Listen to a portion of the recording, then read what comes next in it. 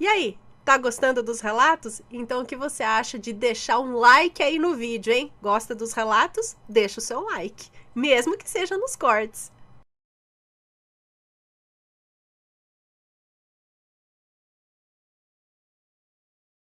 Assovio no cemitério. A moça que nos conta esse relato diz que quando isso aconteceu ela tinha 12 anos e morava com a família dela numa cidade no interior de Minas Gerais, próximo a Belo Horizonte. Ela conta que o pai dela era militar aposentado e levou eles para essa cidade de interior justamente para, segundo ele, descansar um pouco. E o acontecido foi no dia de finados, quando eles foram para o cemitério visitar os túmulos dos avós paternos dela, que estavam enterrados numa cidadezinha próxima de onde eles moravam. Ela conta que era um dia cinza, nublado, como geralmente é o dia de finados, e eles entraram naquele pequeno cemitério. Ela conta que o cemitério não estava cheio, não tinha lá tanta gente. E aí foram em direção ao túmulo, dos avós, e o pai e a mãe dela ficaram lá, conversando, fazendo orações, ali no túmulo dos avós. Bom, ela conta que sempre foi inquieta, e até hoje é. No auge dos seus quase 46 anos de idade, que é a idade dela agora, hoje, quase 46 anos, ainda é hiperativa, ela diz. Então imagina naquela época, quando ela era criança, ela não conseguia ficar parada no lugar, ela tinha que ficar andando, se mexendo, não conseguia ficar parada num lugar só. Então, enquanto ela estava ainda perto dos pais ali, ela ficava brincando por entre os túmulos, subindo meio fio dos túmulos, descendo, tentando ali se equilibrar nos túmulos, na beirada dos túmulos, ali no chão, aquelas muretinhas que tem entre um e outro. Ficava ali tentando se equilibrar, observando tudo em volta. E ela conta que estava soprando um vento assim levemente frio. E foi numa dessas brisas de vento frio que algo chamou a atenção dela.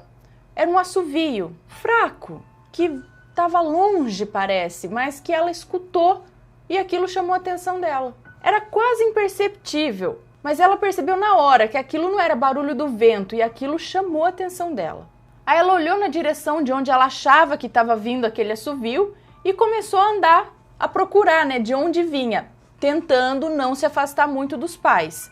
E nesse instante o vento soprou de novo e novamente aquele assovio, só que agora parecia um pouco mais próximo. E isso fez com que ela percebesse que ela estava indo na direção certa. E ela conta que a curiosidade dela era maior do que o medo, então ela deu mais alguns passos na direção daquele assovio. E de novo o vento trouxe aquele barulho de assovio, agora mais nítido ainda. E ela diz que a princípio ela imaginou que fosse alguma outra criança brincando com ela, mas à medida que ela foi se aproximando do som, ela percebeu que o tal assovio era de um homem adulto. E ela conta que por um momento ela pensou: vou continuar andando até encontrar quem está fazendo esse barulho. Se por acaso acontecer alguma coisa, eu grito pro meu pai, ele vem e me salva, já que ele tá armado. Então ela se encheu com um misto de curiosidade, coragem e medo e seguiu adiante na direção daquele assovio, que agora estava bem mais nítido e sem muitos intervalos. E aí, quando ela percebeu que aquele assovio estava muito claro, ou seja, parecia que ela estava do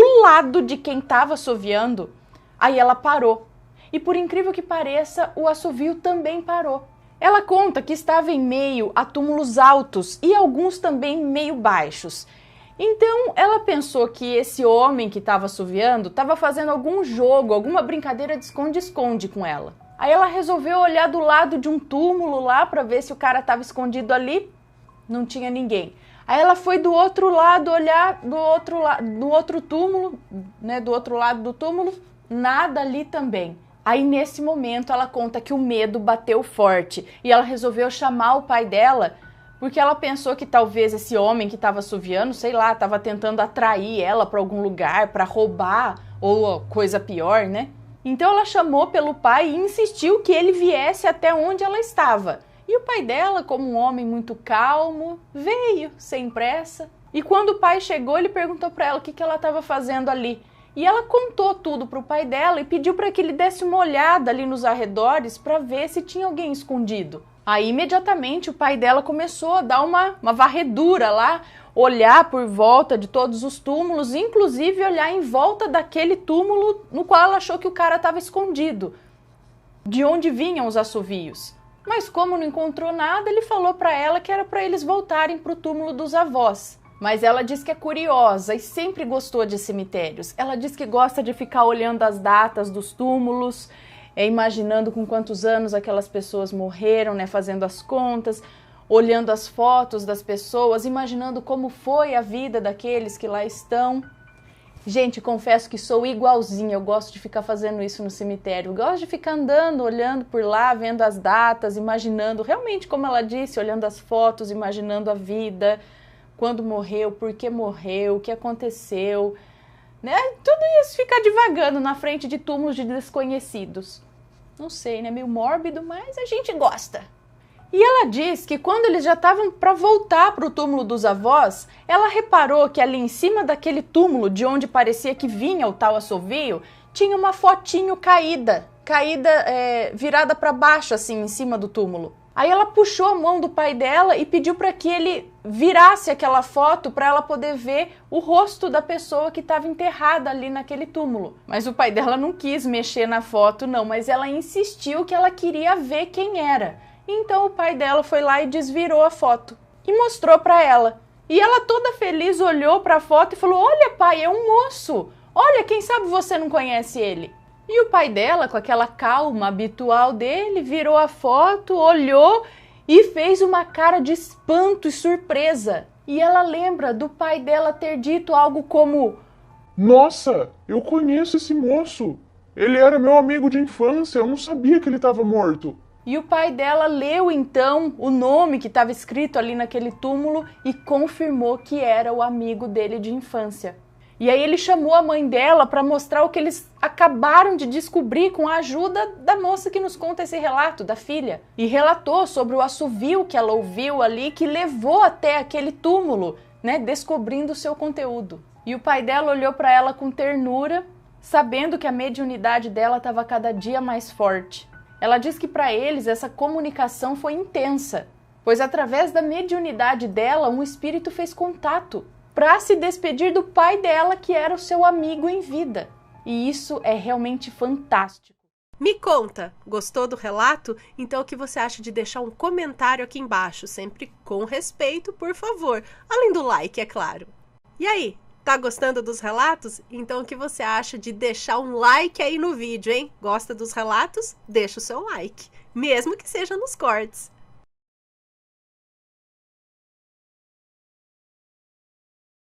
Olá, assombrados! Eu sou a Ana Paula e vou contar um relato para vocês. Demônio mirim ao lado do bebê. A moça que nos conta esse relato diz que isso aconteceu há 9 anos atrás com a tia dela, quando o bebê da tia dela, o filho da tia dela, tinha apenas alguns meses de vida. Ela conta que quando a tia dela ia na casa da avó dela, né, no caso da mãe, reclamava que o menino, que o bebê, chorava todas as noites e sempre no mesmo horário. E sempre aquele choro. Diz que no começo a avó dela achava que era choro de cólica, né? Normal uma criança naquela idade, naquele tamanho, ter cólica. Mas a tia dela falava que era um choro diferente. Não parecia ser um choro de dor, sabe? E era sempre no mesmo horário. Então a avó dela falou para que ela fizesse uma oração e repreendesse aquilo. Então, passado alguns dias, a moça que nos conta esse relato diz que teve um sonho com esse primo dela, esse priminho aí que chorava todas as noites. No sonho, ela via esse priminho dela no quintal da casa da avó dela brincando. Quando de repente ele começava a chorar, e aí ela saía. Ia lá no quintal para ver o que estava acontecendo, porque ele estava chorando, e ela via que na árvore tinha uma criança, um menino, aparentando ter mais ou menos uns 5 anos de idade, assim. Era branquinho, cabelo loiro, cacheadinho. E esse menino ficava olhando pro primo dela, pro bebezinho. E olhava assim com um olhar maligno. E quanto mais o menino chorava, quanto mais o bebê, né, o primo dela chorava, mais esse garoto loirinho sorria. Era como se o choro do bebê fosse prazeroso para ele. Então ela acordou assustada e foi logo contar para a avó dela o que ela tinha sonhado. E a avó dela disse que isso era um demônio mirim. E que com certeza era isso que estava assustando o bebê e fazendo com que ele chorasse sempre. Bom, alguns dias depois, a tia dela foi até a casa da mãe, né, da avó, da moça que nos conta esse relato, e contou que o menino estava chorando de noite, né, sem parar, e ela já não sabia mais o que fazer. Estava desesperada já. E aí diz que ela orou e pediu para Deus mostrar o que é que estava fazendo esse menino chorar tanto. E ela conta que estava na sala fazendo a oração. E assim que ela terminou a oração, ela se levantou e foi pro quarto para pegar o menino que estava lá chorando. O menino começou a chorar lá, ela levantou e foi pro quarto para acalmar o bebê. Quando ela chegou no quarto, ela viu um menino de aproximadamente uns 5 anos, branquinho, loirinho, cabelinho cacheado, usando pijama, sair do lado do filho dela e ir correndo em direção à sala. Diz que na hora ela gelou de medo, mas ela repreendeu aquilo, repreendeu com autoridade e mandou aquele ser sair de lá. E diz que depois disso, imediatamente depois disso, o bebê parou de chorar, ela nanou nenê, o bebê dormiu e nunca mais acordou chorando à noite, nunca mais teve aquele choro todo horário, sempre do mesmo jeito, nunca mais. Só chorava normal, de quando tinha fome, ou quando tinha feito xixi ou cocô, essas coisas, choro normal de criança, mas nunca mais daquele jeito. E só então a moça que nos conta esse relato contou para a tia dela o que ela tinha sonhado, e aí a tia dela falou, então foi confirmação. Não foi coisa da minha cabeça, não vi coisa. Porque, né, as duas, sem uma saber da outra, tiveram a mesma visão. Uma em sonho, a outra viu mesmo. Hoje o primo dela tem 9 anos e está bem, nunca aconteceu nada mais. E aí, conhece algum caso parecido? Eu conheço vários casos de criança que sempre chora, e os pais às vezes não sabem o motivo, diz que não é cólica, não é isso, não é aquilo. Será que não vale a pena pensar se não é espiritual? Não sei por que motivo, não sei se alguém manda alguma coisa ali, alguma inveja, alguma coisa até sem querer, algum olho gordo, eu não sei por que motivo. Mas será que não tem alguma coisa atormentando o bebê? Eu acho que vale a pena pensar, depois, lógico, de você descartar que não, é cólica, é fome, é calor, é frio, é algum desconforto. Será que não pode ser espiritual? Vamos pensar, quem sabe? Já vi vários casos, até que tem muita mãe que leva pra benzer, fala que tá com quebranto, alguma coisa assim, leva a criança pra benzer e muitas vezes você fala, isso é crendice, né? Mas muitas vezes funciona, viu? Então, vamos abrir a mente aí. Pra gente ajudar a criança, assim, né, a ficar protegidinha, ou pelo menos não ficar no escuro, olha só que lindo que tem aqui, ó. Luminária de anjinho. Essa daqui pode ir para as crianças. Ela acende numa luz azul bem bonita. É bem bonitinha essa aqui, ó. Não sei se vocês conseguem ver certinho aí, ó. É um anjinho azul. E para deixar do lado da cama das crianças aí, ó. Anjinho da guarda. Protegendo e a luz acesa, né? Para não ficar no escuro, que eu também não gosto. À venda lá na lojaassombrada.com.br. Entra lá. Muito bonitinha, viu? Acaba rapidinho essa aqui, faz sucesso. Se gostou desse relato, deixa o seu joinha, se inscreve no canal, segue a gente nas redes sociais e compartilha esse vídeo com seus amigos. Um beijo pra vocês e até o próximo relato. Tchau! Me conta, gostou do relato? Então o que você acha de deixar um comentário aqui embaixo, sempre com respeito, por favor, além do like, é claro. E aí? Tá gostando dos relatos? Então o que você acha de deixar um like aí no vídeo, hein? Gosta dos relatos? Deixa o seu like, mesmo que seja nos cortes.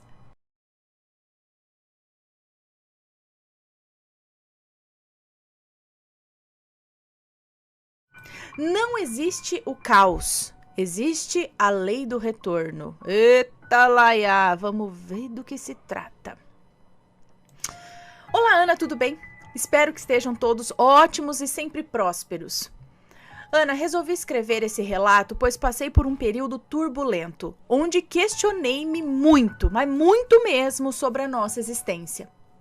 Esse ano, para mim, e acredito que para muitos, no primeiro semestre foi muito desafiador. Eu não utilizo mais alguns vernáculos como difícil, ruim, tá bravo, pois aprendi muito sobre a lei da vibração. E foi pela minha fé em Nossa Senhora e pelos estudos que faço que enfrento tudo com garra e coragem. Ana, para você entender, já comecei o ano perdendo uma viagem muito sonhada, um cruzeiro, em virtude da pandemia. Sei bem. Depois brigamos muito para receber o dinheiro de volta. E foi um estresse, acredite. Então, brigamos muito para receber o dinheiro de volta da viagem que já havíamos pago, né? E foi um estresse. Por exaustão, creio eu, fiquei deprimida. Muito. Nem levantar da cama eu queria. Alguns dos nossos assombrados acharão isso uma bobagem, que isso não causa depressão, que depressão não é doença. São ignorantes, coitados.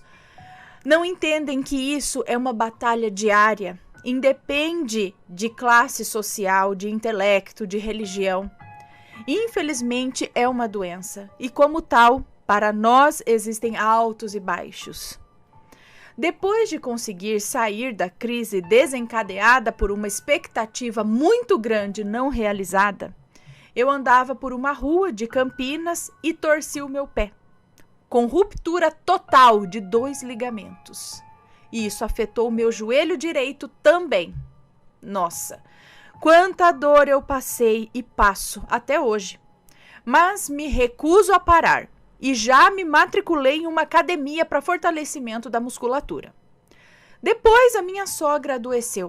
Realizou uma cirurgia muito complexa, intestinal. Está com síndrome do intestino curto e acamada até hoje. Meu marido entrou numa espécie de falência em seu restaurante em virtude da pandemia. O nome foi trocado. Nossos bens, poucos na verdade, mudaram de dono para não perdermos. Minha mãe quase morreu por conta de uma dengue hemorrágica. Tive que brigar para interná-la, mesmo eu sendo médica. E fiquei uma semana junto com as minhas amadas irmãs ao seu lado. Meu pai ficou triste, teve Covid. E aí, eu também peguei o dito vírus. Ana, nunca fiquei tão doente. Eu tive dispneia, né, falta de ar. Bradicardia, meus batimentos ficavam em torno de 38 a 40 por minuto. Uma canseira, um desânimo absurdos. E olha que sempre me protegi, tomei vacinas e tal. Nesse período do Covid, eu me questionei muito. Sempre ajudei bastante. Trabalho com amor. E numa sexta-feira, no 7º dia da semana, é isso? Peraí, sempre ajudei bastante. Nesse período eu me questionei muito, trabalho com amor, e numa sexta-feira, no 7º dia do mesmo quê? 7º dia da semana? Enfim, numa sexta-feira, pensei que eu ia morrer. No 7º dia de ter pego o vírus, tá? Eu pensei que eu ia morrer de tanta falta de ar. Sim, eu fui ao pronto-socorro, fui medicada, mas havia tanta gente pior ali que eu voltei para casa. E tive uma conversa com Deus para que eu melhorasse. Eu disse a ele que seria bem melhor como pessoa. Fiquei bem, graças a Deus, e continuei firme. Até que no domingo, uma amiga minha faleceu de câncer de intestino e doença de Parkinson. Era nova, 56 anos, pessoa boa, gentil, educada, sabe?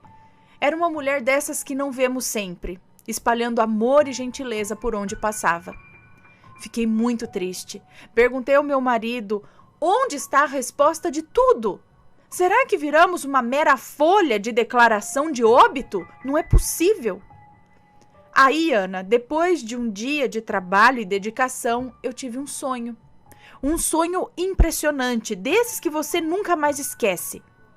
No sonho, eu estava em uma sala de reuniões. Tudo muito branquinho, as paredes, as cadeiras, a mesa era ovalada e no meio dela eu vi, muito bonito, rejuvenescido, com um paletó branco e uma gravata azul que resplandecia de tão clarinhos, o Chico Xavier. Eu o achei lindo. Ele emanava uma força poderosa que nos fazia compreender tudo, sabe? Então, ao lado dele havia um padre idoso. Eu não consegui identificá-lo, mas também emanava uma energia muito boa. Eles mentalmente conversaram comigo. Mostraram uma espécie de filme, onde os personagens eram extremamente reais, como uma história muito bem escrita. Em cada personagem, quando um fazia uma ação, a reação subsequente ao ato afetava muitas pessoas. Muitas. Desde as ações ruins até as más. Num dos episódios, havia uma médica que ajudava muitos pacientes. Sua mãe era idosa e tinha um certo grau de demência. E... Ai, que susto! Foi pra dar susto. Ai, Matheus aparece na janela aqui. Bom, voltando. Sua mãe era idosa e tinha um certo grau de demência. E eu vi na tal tela onde esse filme passava que, por ser boa e sempre cooperar para o bem, ela conseguiu salvar sua mãe idosa de um incêndio. Pois eu vi com toda exatidão espíritos a intuindo para chegar mais cedo em casa e retirar sua mãe com vida. Incêndio esse causado por uma vela que a mãe acendeu. Em outra história havia um homem perverso que vivia de golpes, enganava pessoas e sempre roubava suas economias. O filme correu e, para minha surpresa, ele foi extorquido por uma religião. Eu não entendi bem o porquê, perdendo tudo que tinha para essa religião. Tudo! E ele ficou na miséria. Em outra história, outro homem maldoso que prejudicava crianças, e eu não consegui ver os detalhes dessa parte. Um dia, ao dirigir um trem, ele era maquinista, colidiu com outro que vinha na mesma direção, ocasionando a morte do filho que ele tanto amava. Vi o corpo do menino sendo jogado para fora na hora da colisão dos trens. Era um garoto de uns 8 anos. E para piorar, o maquinista sobreviveu e perdeu um braço. Ia conviver com aquela dor e a incapacidade o resto de seus dias na Terra. Ana, eu fiquei boquiaberta com esse sonho.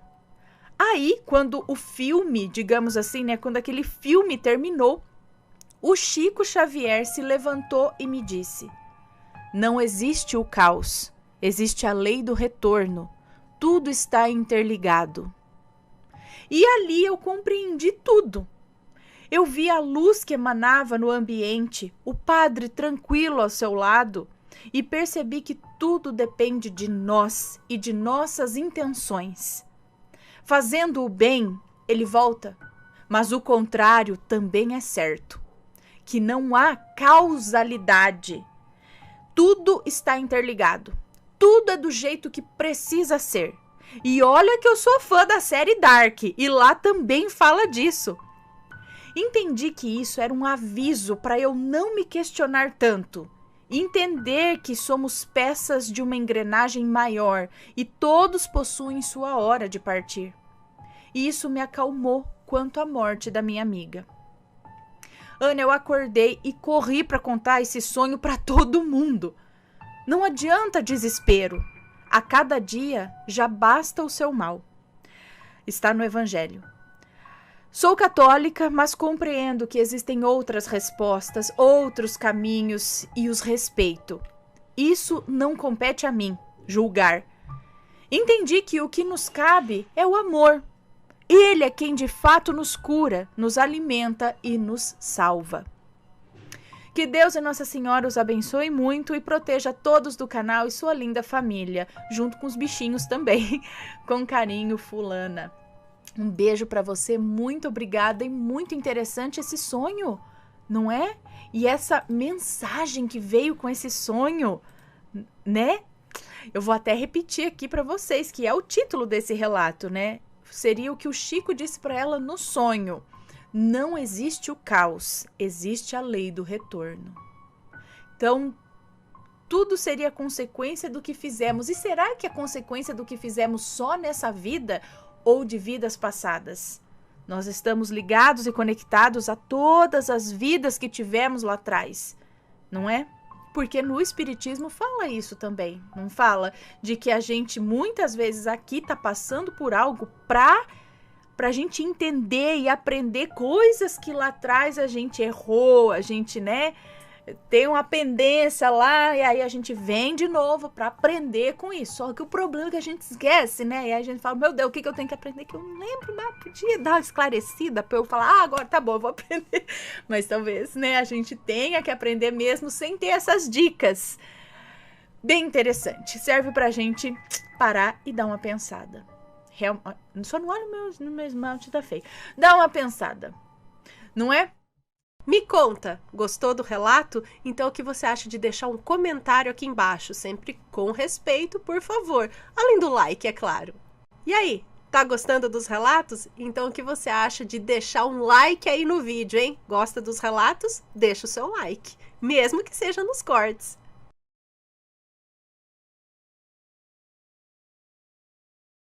Olá, assombrados! Eu sou a Ana Paula e vou contar um relato de Maledite para vocês. A Maledite e o Formigueiro. Vamos ver do que se trata.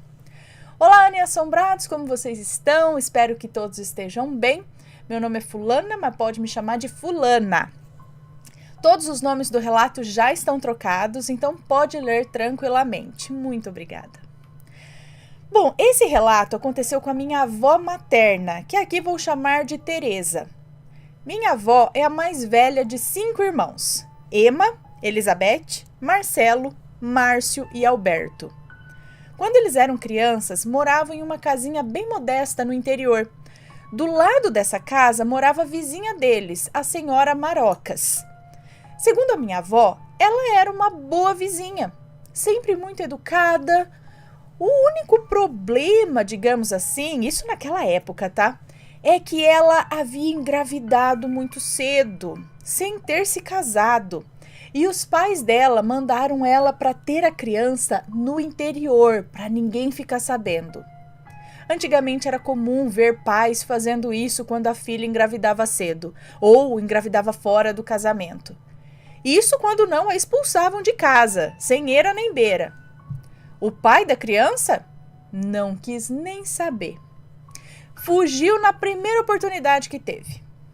Bom, a mãe da senhora Marocas, vulgo Maledite, às vezes vinha visitá-la, mas não era nenhuma visita agradável, não. Minha avó conta que toda vez que a Maledite vinha visitar a filha, somente a humilhava e xingava ela. E deixava bem claro que um dia iria se vingar da filha por ela fazer a família passar por tal vergonha. Ana, a minha bisa e a minha avó morriam de dó da senhora Marocas. Ela era muito boazinha, trabalhava de faxineira para conseguir se manter e principalmente manter o filho dela.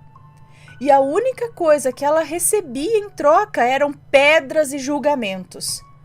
Minha bisa sempre a ajudava quando podia. Afinal, ela sabia muito bem como era ter que cuidar de, não só de uma, na verdade, mas de 6 crianças sozinha. Um dia, a Maledite foi visitar a filha. E como de costume, ela veio brigar com a filha, né? Só que dessa vez a briga foi feia, Ana. Muito feia. A minha bisa e a minha avó ficaram de olho, pois começaram a se preocupar. Até que os gritos pararam. Um tempo depois, minha avó viu a Maledite saindo pela porta dos fundos da casa de Marocas com um tecido branco nas mãos e entrando no meio do mato. Lembrando que naquela época era tudo mato, tá? Não havia estrada de cimento, era tudo terra. E as casas no interior eram literalmente no meio do mato. Bom, um tempo depois, a Maledite voltou. E aí ela foi embora. Mas o pesadelo só havia começado. Naquela noite, a senhora Marocas e seu filho, que na época tinha 3 aninhos, começaram a gritar de dor. Era aquele grito doido mesmo. Minha avó e seus irmãos começaram a ficar com medo. Eles nunca tinham escutado nada do tipo. Minha avó e sua mãe foram correndo ver o que estava acontecendo. Ana, até hoje minha avó não esquece da cena. A senhora Marocas e o seu filho estavam deitados na cama, se contorcendo de dor, os dois. Na pele deles havia bolinhas vermelhas, como se algum bicho tivesse picado eles. Minha bis olhou para minha avó e disse: Teresa, vai chamar um médico. Vai, menina, corre! Ana, como era interior, cidade pequena, todo mundo morava bem perto um do outro. Em 15 minutos, minha avó chegou na casa do médico, que não era nem médico, na verdade. Ele estava mais para um curandeiro. Aqui vou chamá-lo de Ariovaldo. E lá foi a minha avó tirar o coitado da cama na marra. O cara não estava entendendo nada, mas mesmo assim ele foi ajudar. Só que a esposa dele foi junto. Vou chamá-la aqui de Esmeralda. Só que assim, praticamente todo mundo tinha medo da esposa do curandeiro, pois ela era filha de ciganos. Ana, minha avó conta que a senhora Marocas gritava tão alto, mas tão alto, que dava para escutar de longe. E ninguém se importava em perguntar o que estava acontecendo ou se eles precisavam de ajuda. O filhinho dela só chorava. Olha, foi literalmente um pesadelo. Quando eles chegaram na casa e viram o estado deles, a esposa do curandeiro arregalou os olhos. Na hora, ela olhou para o marido dela e disse: Ariovaldo, fizeram feitiço para essa menina. Ela explicou que isso era coisa de magia e que estava começando a desconfiar do que haviam feito. Esmeralda, então, perguntou para minha bisa se tinha visto alguma coisa fora do normal. Foi aí que a minha avó falou que tinha visto a Maledite levar um tecido branco lá para o meio do mato. Ela então pediu para que a minha avó e sua mãe fossem com ela para os fundos da casa, enquanto seu marido cuidava ali de Marocas e seu filho.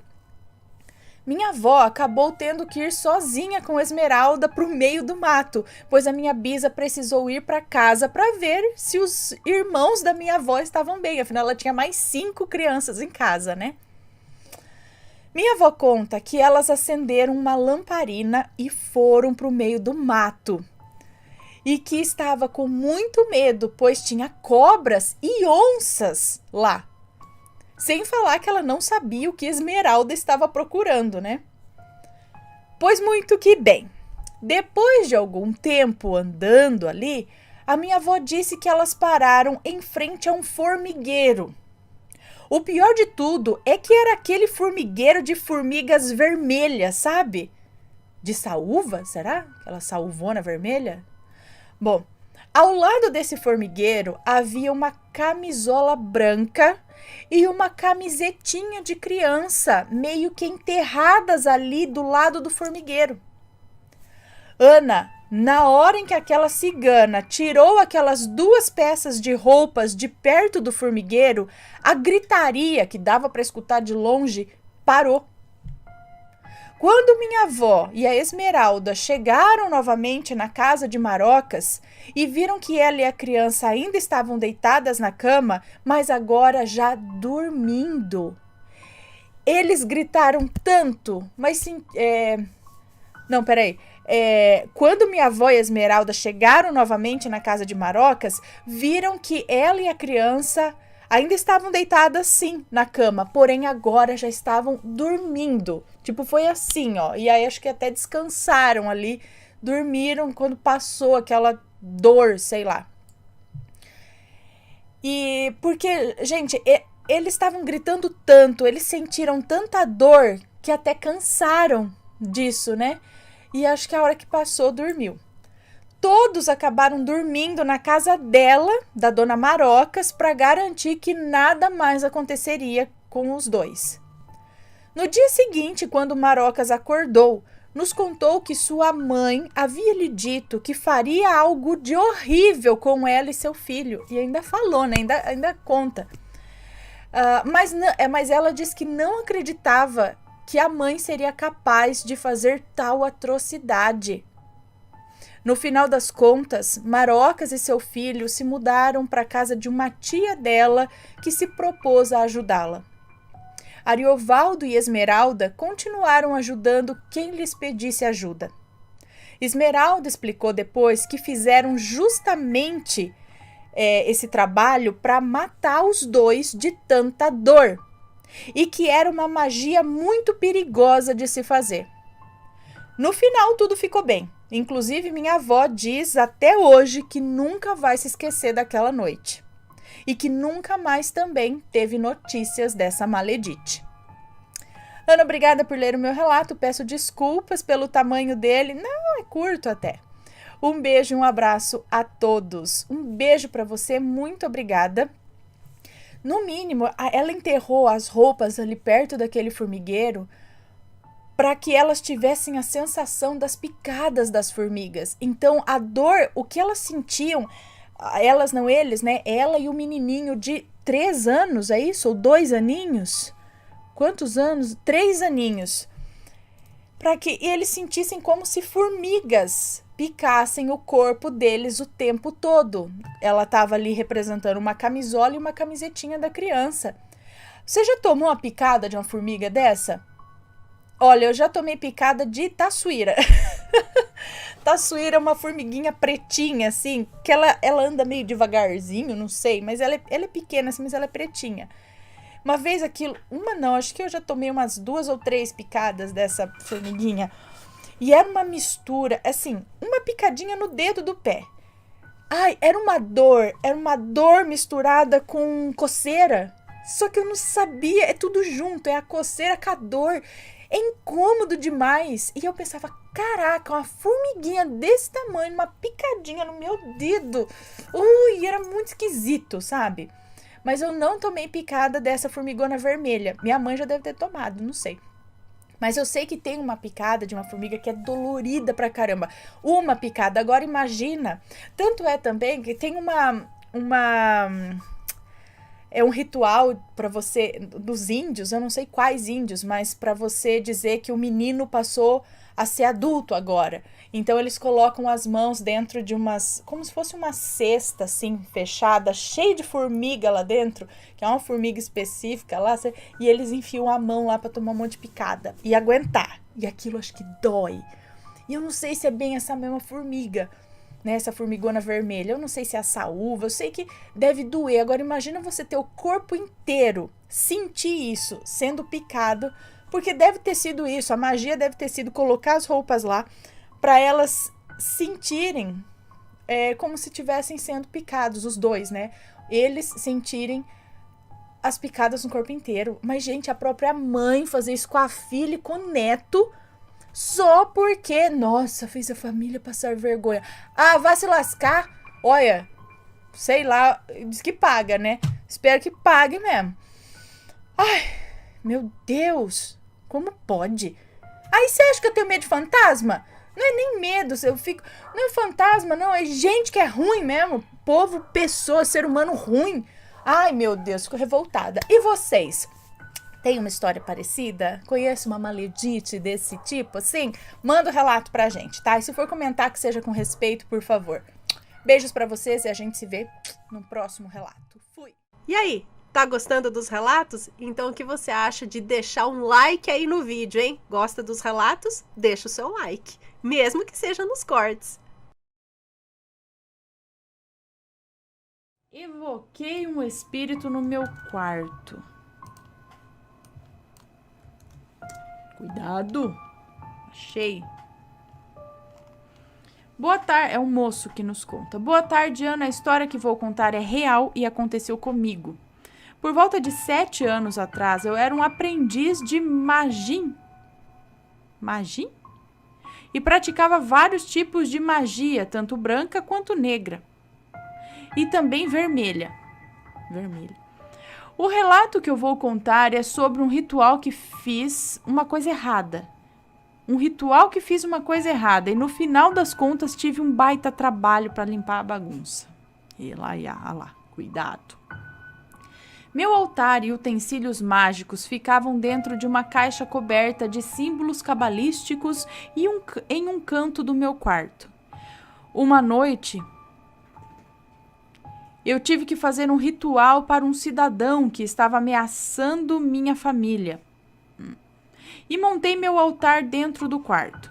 Tracei um círculo de proteção para mim e um triângulo para evocar a entidade que eu precisava.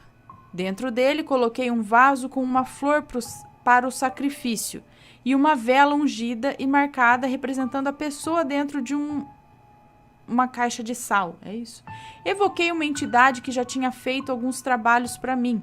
Negociei com ela as oferendas e a mesma se retirou para fazer o que eu tinha mandado.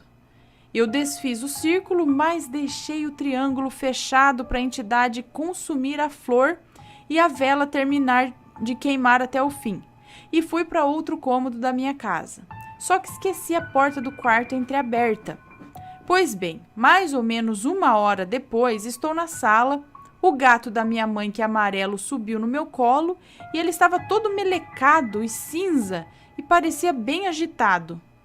Tive um pressentimento ruim e fui até o meu quarto. A caixa de sal, que era de alumínio, estava completamente derretido no chão, parecendo uma moeda. Logo, a vela não parou de queimar quando chegou nele. A vela continuou queimando a caixa de metal, é isso? Derreteu? Como assim? A caixa de sal, que era de alumínio, estava completamente derretido no chão, parecendo uma moeda. Logo, a vela não parou de queimar quando chegou na caixa, é isso? O triângulo estava aberto. Provavelmente meu gato tinha feito aquilo e deixado a entidade sair a hora que retornou da tarefa. O gato foi se esfregar lá no chão? A rosa do sacrifício estava totalmente morta e caída no chão. Mas o pior é que tudo, cada objeto, cada livro, cada roupa do meu quarto estava coberto por uma fuligem preta com um cheiro horrível. Deu um trabalho horrível limpar aquilo. E quanto mais eu esfregava, pior ficava. O gato ficou algumas semanas até voltar à coloração normal. A pessoa para quem tinha enviado a entidade sofreu um acidente no trabalho e passou umas semanas hospitalizado. Nunca mais nos incomodou. Achei melhor não usar mais aquela entidade, mas eu nem sabia que no futuro iria ver ela novamente e não por minha própria vontade. Mas esse é um relato para uma próxima vez. Cuidado com as suas magias. Elaia!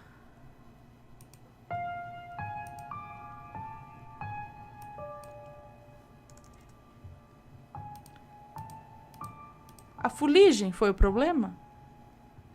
Foi apenas a fuligem que sujou tudo? Me conta, gostou do relato? Então o que você acha de deixar um comentário aqui embaixo, sempre com respeito, por favor. Além do like, é claro. E aí, tá gostando dos relatos? Então o que você acha de deixar um like aí no vídeo, hein? Gosta dos relatos? Deixa o seu like, mesmo que seja nos cortes.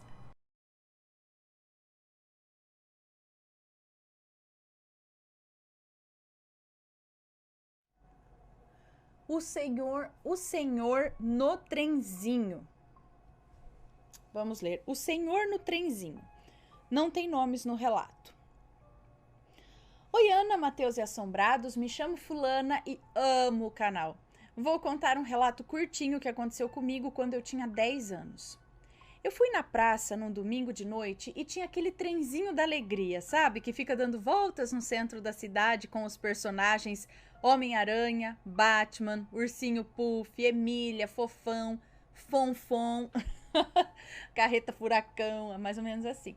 Minha família me levava direto lá, pois eu e meu irmão mais novo gostávamos muito. Que criança que não gostava de andar de trenzinho? Eu lembro que lá em Laranjal tinha trenzinho na época do Natal só. E aí formava fila e a gente ficava esperando para passear naquele trenzinho. Era uma delícia. Então, a minha família me levava direto lá, pois eu e meu irmão mais novo, a gente gostava muito de ir. A criançada lotava o trenzinho sempre, mas nesse dia não tinha muita gente. Meus pais compraram as fichas e entraram comigo e com meu irmão mais novo. Os bancos eram grandes e de ferro. Deu para sentar todo mundo junto na mesma fileira. O trenzinho começou a andar, com a música do balão mágico tocando e os personagens fazendo gracinha, brincando com as poucas crianças que tinham ali. Eu me lembro certinho que passou perto do banco onde eu estava sentada com os meus pais, um senhor andando devagar e olhando as crianças e o movimento das ruas. Ele me chamou a atenção, pois estava usando roupas largas e muito velhas. Sua pele era roxa e com manchas de queimado, tudo enrugado, e os poucos cabelos que tinha eram brancos. Ele estava sozinho, não conversava com ninguém e parecia que ninguém o via também. O trenzinho andava devagar, passava entre as ruas que estavam um pouco movimentadas também. Quando chegou no semáforo, o trem parou. Aquele senhor subiu em cima do primeiro banco que tinha na primeira fileira do lado da grade do trem. Subiu assim com os 2 pés no banco, apoiando no ferro que tinha ali, e se inclinou com o restante do corpo para fora do trem. E em segundos ele se jogou, ele pulou do trem para a rua, simplesmente assim se jogou. Eu não vi ele caindo no chão, parece que ele sumiu no ar. Eu, sem entender nada e assustada, levantei correndo, apontando, falando para o meu pai que o senhor tinha pulado na rua. Mas ninguém tinha visto, ninguém fez nada. Tinha mais adultos ali, mas era como se só eu tivesse visto mesmo. Eu, assustada, falando, o homem pulou, pai, ele pulou pra rua. E minha mãe disse que não tinha nenhum senhor lá e que ninguém pulou. Eu olhei para trás tentando ver, mas não dava, o trenzinho continuou andando. Quando desci do trenzinho, fiquei olhando e tentando entender o que tinha acontecido com o senhor. Eu lembro que eu enchi o saco da minha mãe a semana inteira dizendo que aquele senhor tinha pulado do trem em movimento, mas ninguém acreditou e nem viu nada, né? Eu estava super bem, não foi alucinação, não foi loucura. Eu tenho certeza do que eu vi. Agora eu só não entendo por que ele pulou do trenzinho. Claro que ele estava morto, ninguém o viu. Na época eu não senti medo, mas hoje isso me arrepia. Eu queria entender por que ele entrou lá e pulou do trem em movimento. Que explicação espiritual isso tem? Já aconteceu algo parecido com vocês? Quando fiquei mais velha, eu sempre comentei com os meus pais desse senhor. E eles disseram que na época que eu contei isso para eles, eles acharam que era invenção ou coisa de criança. E eu expliquei que realmente eu vi. Eles disseram que não sabem explicar, que não faz sentido isso. E não faz mesmo. Foi bem louco. Obrigada por ler, Ana. Um beijo para você e toda a sua família. Fiquem com Deus. Um beijo para você. Muito obrigada. Será que era de outra dimensão? Tipo o velho de Sete Além? E aí ele pulou para um outro lugar, só que aí ele sumiu porque ele acabou voltando para a dimensão dele. Se era um espírito atormentado. Ele não estava bem, não. Alguma coisa aconteceu ali. Por que ele estava no trenzinho de crianças? Eu não sei. Ele estava bem machucado. Não estava legal. Se jogou do trenzinho, não sei. Se alguém souber aí, tiver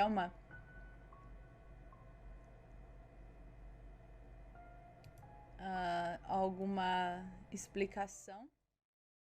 Me conta, gostou do relato? Então o que você acha de deixar um comentário aqui embaixo, sempre com respeito, por favor. Além do like, é claro. E aí, tá gostando dos relatos? Então o que você acha de deixar um like aí no vídeo, hein? Gosta dos relatos? Deixa o seu like, mesmo que seja nos cortes. Vamos lá. O mal feito. É o mal feito ou o mal feito? Vamos descobrir. Oi, Ana, tudo bom? Eu acompanho o canal desde que o Matheus gravava no quartinho do fundo sem ar-condicionado. Moramos pertinho. Tá. Tá. Bom. Peraí, um moço ou uma moça?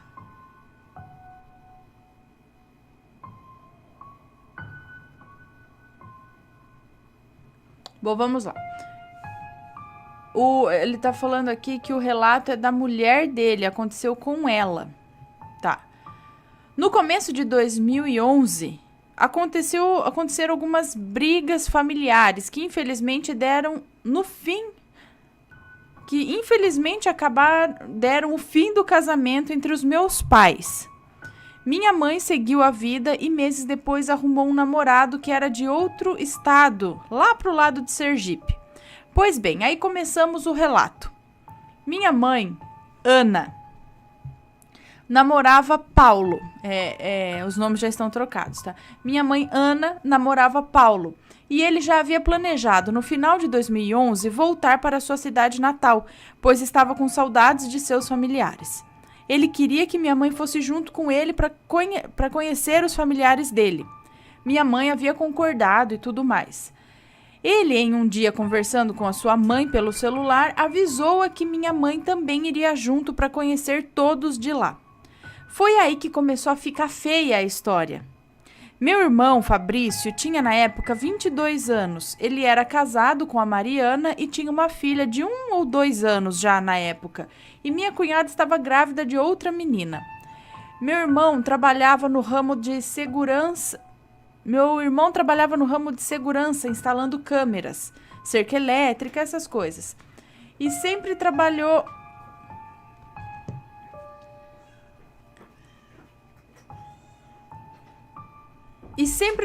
com isso desde quando começou a trabalhar. De uma hora para outra, ele reclamava que tinha medo de subir na escada para fazer os serviços, que tinha medo de pegar o ônibus da nossa cidade até a cidade vizinha para trabalhar, tinha medo de exatamente tudo. Ele ficou psicótico até. Você olhava para ele e via o semblante de assustado que ele estava. Ele ficou mais de meses sem trabalhar. Ele ficou apavorado e ninguém sabia o motivo, pois não tinha um motivo aparente. Chegando perto do dia da viagem da minha mãe, ela estava completamente cega. Via meu irmão no estado que estava, porque ele não estava bem mesmo. Pedíamos para ela não ir, mas ninguém tirava da cabeça dela que teria que ir para lá. Em uma quarta-feira do mês de setembro de 2011, meu namorado foi me buscar à noite para tomar sorvete. Lembrando que quem tá contando essa história é a esposa do cara, tá? Em uma quarta-feira do mês de setembro de 2011, o meu namorado foi me buscar à noite para tomar sorvete e depois ir na casa dele.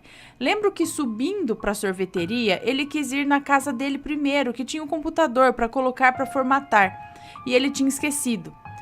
Nesse tempo, minha mãe me ligou dizendo que meu irmão estava passando mal, se tinha como eu e meu namorado, Rodrigo, ir até a casa dele, que ela e o Paulo já estavam indo também. Meu irmão morava longe da cidade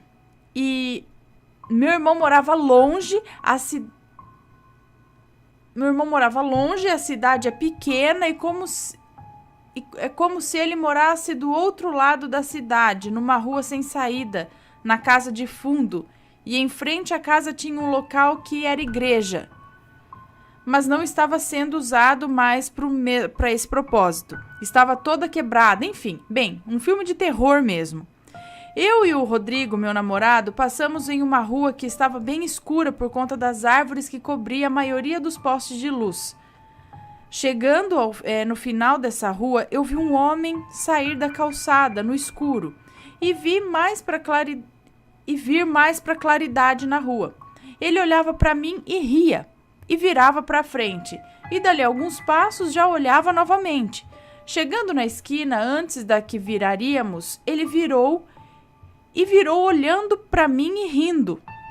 Depois que virou, atravessamos a rua e eu não vi mais ninguém. Detalhe.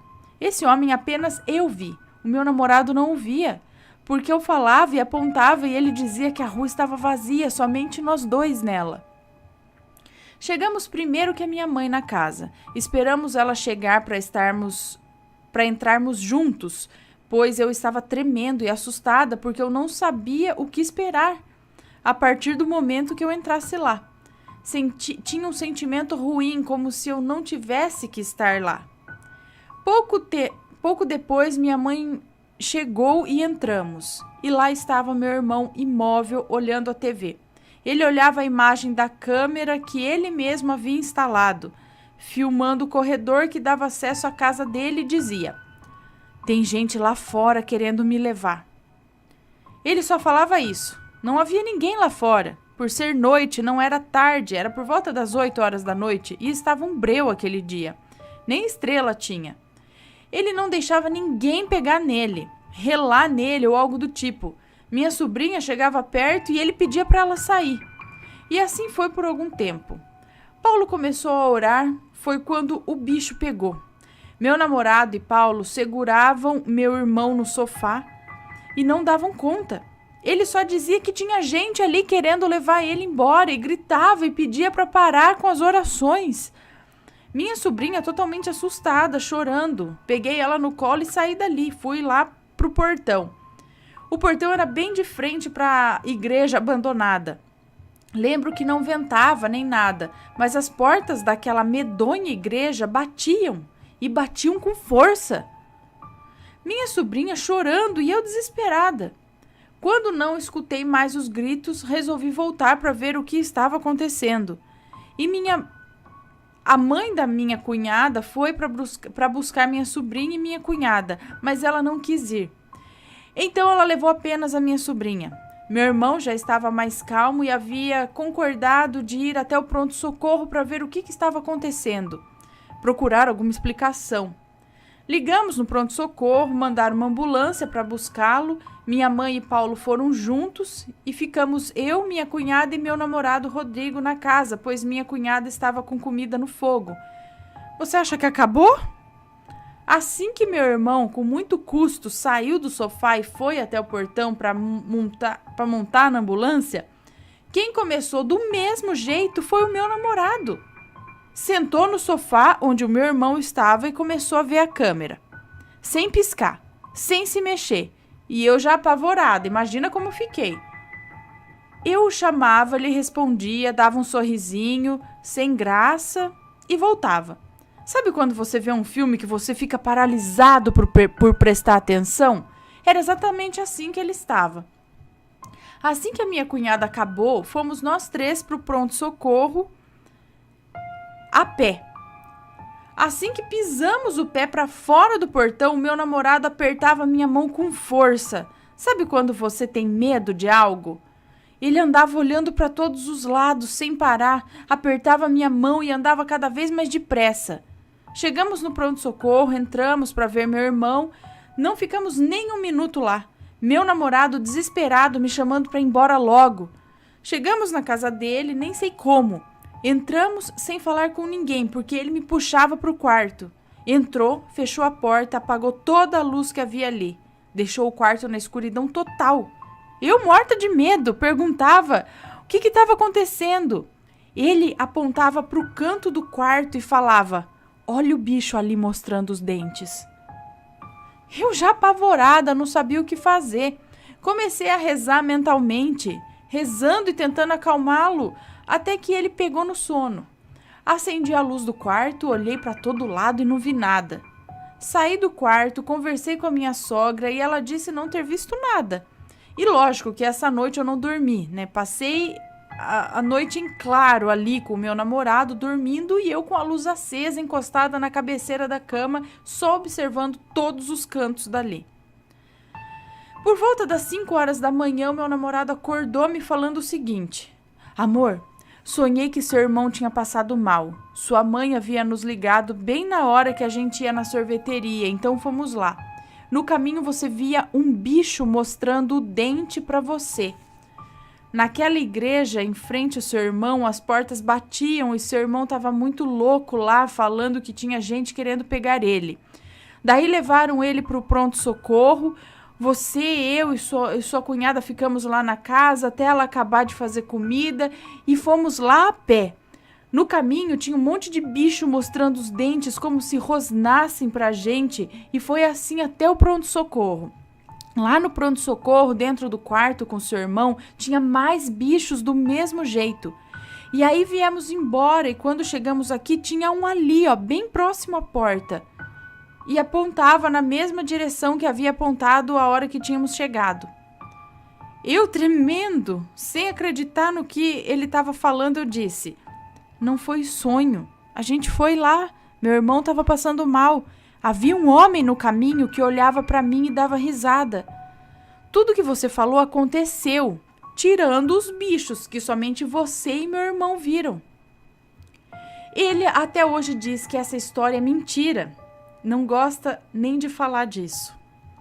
Mesmo depois desse acontecimento, meu irmão continuou igual. Minha mãe não tirava da cabeça que iria viajar. Meu irmão teve mais um surto 2 dias antes da viagem. Minha cunhada estava na mãe dela e ele sozinho em casa. Tomou 3 cartelas de um comprimido que havia na gaveta. Havia ido até um bar próximo da casa dele comprar cigarro e falava que lá tinha um cara totalmente de preto que o acompanhou até em casa. E lá estava com ele em pé. Ninguém o via, além do meu irmão. Minha cunhada, além de estar grávida, estava apavorada porque não sabia o que estava acontecendo. Mas mesmo assim, minha mãe foi viajar. Só um minuto.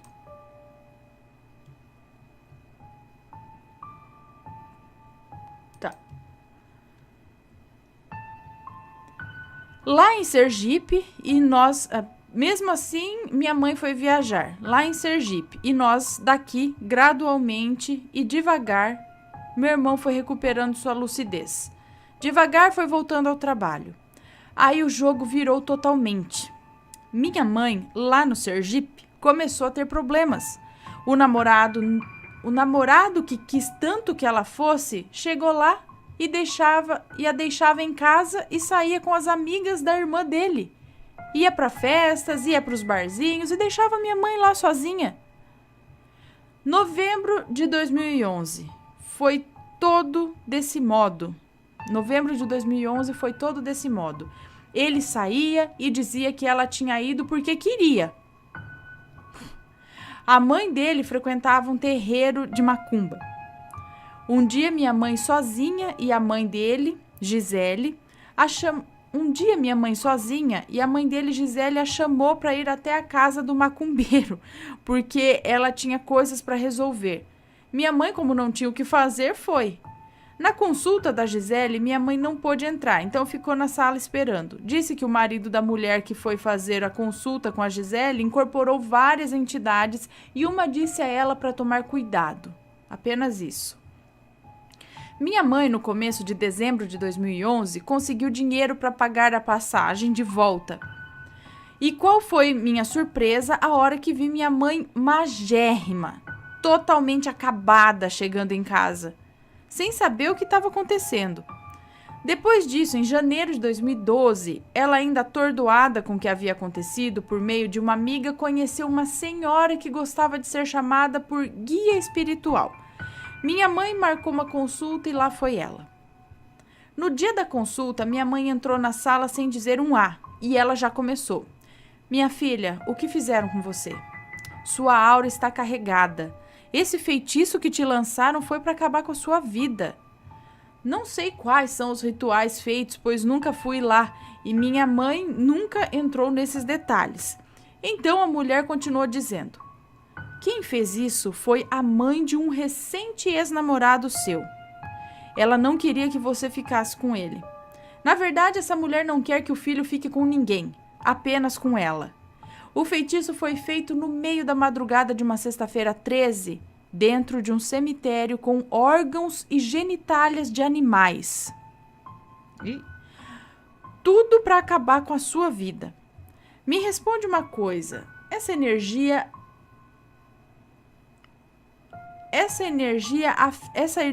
má afetou até a sua família, não é mesmo? E mesmo com tudo acontecendo aqui, você quis seguir a viagem com ele, não é? Minha mãe respondeu que sim, então ela continuou. Porque é exatamente isso que ela queria fazer. Te arrastar para lá, porque de lá você não ia sair viva. Essa guia espiritual fez sessões de limpeza na minha mãe até a hora dela estar limpa. Eu não acreditava nessas coisas até esses acontecimentos na minha família. O mal existe no coração de todos, mas ele só prolifera no coração de quem deixa. Não tinha nem o porquê acreditar no que essa guia espiritual havia falado, mas quando minha mãe perguntou para ela de nós, os filhos dela, ela apenas disse: sua filha está grávida. Eu com 15 anos, minha mãe não acreditou, porém, 2 semanas depois, com um teste de sangue beta, descobrimos que eu realmente estava grávida. Sei que desde então estamos todos bem e nunca mais passamos pela mesma coisa, graças a Deus. Obrigado por ler o relato, Ana. Fica com Deus. Obrigada. Ah lá, mais uma vez, trabalho feito para acabar com uma pessoa. Olha que mãe. E é mulher, né? Uma mulher. Ai, que não quer que o filho fique com ninguém, só com ela. Olha lá. Ah. Vamos ver. Retorna, né? Vamos ver que jeito vai retornar. Vamos ver, não saberemos, mas que volta, volta. Ixi. Me conta, gostou do relato? Então o que você acha de deixar um comentário aqui embaixo, sempre com respeito, por favor. Além do like, é claro.